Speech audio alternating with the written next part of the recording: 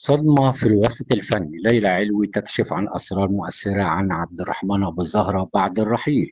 رحل الفنان الكبير عبد الرحمن أبو زهرة عن عالمنا عن عمر 92 عام بعد الرحيل فني طويل مليء بالإبداع والنجاح التي صنعت تاريخ لا ينسى في الدراما والسينما والمسرح. وفي أول تعليق مؤثر منها نعت النجمة ليلى علوي الفنان الراحل بكلمة بكت الجمهور ومحبيها، حيث أكدت أنها كانت تعتبره قدوة ومثل أعلى منذ طفولتها، وليس فقط في الفن ولكن أيضا في الأخلاق والاحترام والمبادئ والإيمان.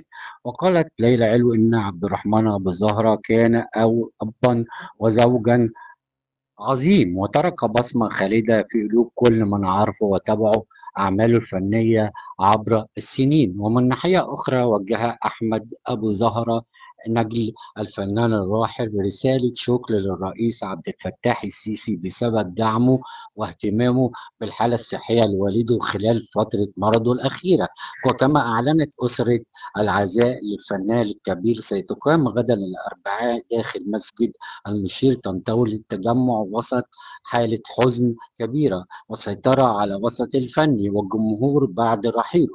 واحدة من أهم نجوم الفن المصري والعربي، رحل الفنان عبد الرحمن أبو الزهرة، ولم يكن مجرد خبر لكن نهاية رحلة أسطورية فنية لا تتكرر. ولو عجبك الفيديو اعمل لايك واشتراك عشان يوصلك كل جديد.